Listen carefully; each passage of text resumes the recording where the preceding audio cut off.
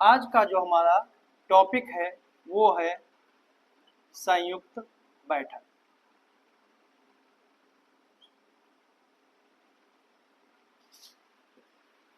संयुक्त बैठक जिसमें हम संयुक्त बैठक के बारे में बात करेंगे। संयुक्त बैठक का जो प्रावधान है संविधान के भाग 5 में और अनुच्छेद 108 में इसका दिया गया है। मतलब कि संयुक्त बैठक का के अगर प्रावधान की हम बात करें तो संयुक्त बैठक का प्रावधान जो है वो अनुच्छेद 108 में और संविधान के भाग 5 में इसका उल्लेख किया गया है। संयुक्त बैठक जो है वो लोकसभा और राज्यसभा को मिलाकर बुलाई जाती है। और जैसा कि हम जानते हैं कि कोई भी विधेयक कानून तभी बनता है जब वह लोकसभा, राज्यसभा और राष्ट्रपति के द्वारा जब वो प्रमाणित कर दिया जाए या राष्ट्रपति के द्वारा उस पर हस्ताक्षर हो जाए तब वह विधेयक जो है कानून बनता है, या फिर ये कहें कि वो विधेयक जो है वो अधिनियम बनता है। तो इस संयुक्त बैठक का प्रावधान क्या है, किन विधेयकों पर संविधान की संयुक्त बैठक बुलाई जाती है और इसे बुलाता कौन है और इसकी अध्यक्षता कौन है, यही सब जो हम आज की इस टॉपिक में जानेंगे कि संयुक्त बैठक जो है वो क्या होती है और इसे कौन लेकर आता है। तो संयुक्त बैठक का प्रावधान तभी है जब कोई विधेयक या कहें कोई भी विधेयक अधिनियम तभी बनता है जब संसद के दोनों सदन इसे पारित कर दें। और साथ में इसमें एक अपवाद है धन विधेयक को छोड़कर, क्योंकि धन विधेयक को अगर राज्यसभा पारित नहीं करती है तो राज्यसभा में जाने के 14 दिन के बाद वो स्वतः पारित मान लिया जाता है। इसलिए धन विधेयक को छोड़ दिया जाए और बाकी विधेयकों को दोनों सदनों से पारित हो जाए और राष्ट्रपति भी पर अपनी मंजूरी प्रदान कर दे तो वो विधेयक जो है वो धन विधेयक बन जाता है।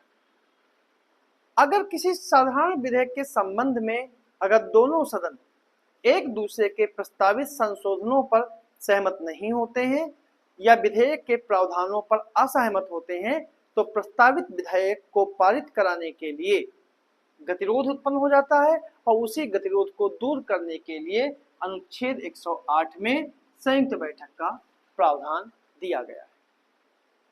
अनुच्छेद 108 के अनुसार यह है कि यदि कोई विधेयक एक सदन से पारित किए जाने के बाद और दूसरे सदन में भेजा जाता है तो उसके बाद ये दूसरे सदन के द्वारा विधेयक को अस्वीकार कर दिया जाए। विधेयक को अस्वीकार कर दिया जाए, जैसे कि मान लेते हैं कि कोई विधेयक लोकसभा में पारित हो गया, फिर वह राज्यसभा में जाएगा और राज्यसभा उस विधेयक को या तो अस्वीकार कर दे या फिर ठीक है या फिर विधेयक में जो संशोधन है, जो विधेयक में संशोधनों पर दोनों सदन असहमत हो जाए या फिर दोनों सदन जो हैं वो अंतिम रूप से असहमत हो जाएं और या फिर विधेयक जो है या फिर कहें कि विधेयक जो है किसी सदन में दूसरे सदन में 6 माह से अधिक लंबित है, यानी कि जिस सदन से वो विधेयक भेजा गया है और उस दूसरे सदन में विधेयक 6 माह से अधिक समय तक लंबित है, तो इन तीनों परिस्थितियों में संयुक्त बैठक जो है वो राष्ट्रपति बुला सकता है। राष्ट्रपति संयुक्त बैठक जो है वो बुला सकता है, क्योंकि संविधान के अनुसार इन तीनों परिस्थितियों में अगर विधेयकों पर कोई गतिरोध उत्पन्न होता है तो गतिरोध दूर करने के लिए संयुक्त बैठक को बुलाने का अधिकार केवल और केवल राष्ट्रपति के पास है। साथ में यह भी ध्यान देने योग्य बात है कि संयुक्त बैठक जो है धन विधेयक, और संवैधानिक संशोधन विधेयक,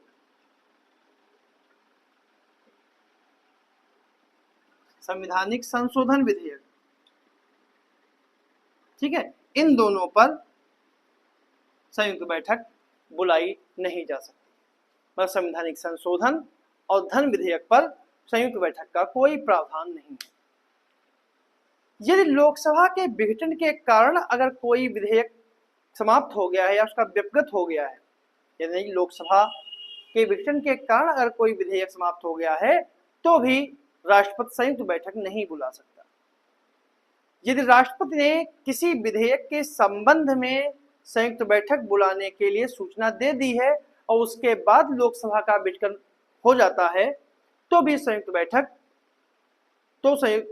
बैठक हो सकेगी और विधेयक जो है वो व्यपगत नहीं होगा। अगर राष्ट्रपति ने संयुक्त बैठक बुलाने का आदेश जारी कर दिया है और उसके बाद लोकसभा विघटित हो गई। लोकसभा की प्रक्रिया और कार्य संचालन नियमों के अनुसार ही दोनों सदनों की संयुक्त बैठक की अध्यक्षता जो है वो लोकसभा का अध्यक्ष करेगा। यानी कि लोकसभा की संयुक्त बैठक की अध्यक्षता लोकसभा अध्यक्ष करता है और अगर लोकसभा का अध्यक्ष अनुपस्थित है तो लोकसभा का उपाध्यक्ष या उपाध्यक्ष भी अनुपस्थित है तो राज्यसभा का उपसभापति या उपसभापति की अनुपस्थिति में ऐसा पीठासीन अधिकारी होगा जो बैठक में उपस्थित सदस्यों के द्वारा निर्धारित किया जाए। संयुक्त बैठक की जो बैठक के लिए जो गणपूर्ति है वह कुल संख्या के बहुमत का 1/10 होती है। ठीक है, 1/10 भाग होती है।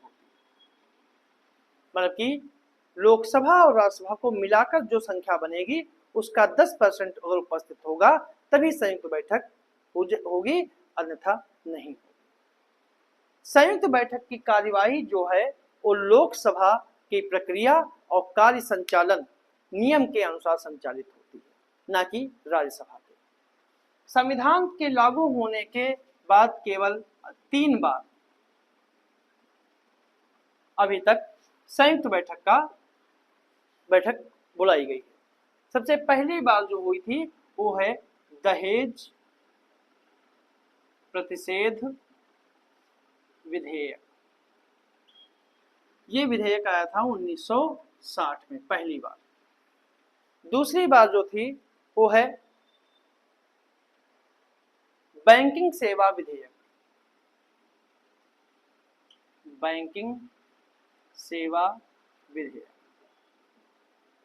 ये आया था 1978 में। इसके बाद आया था पोटा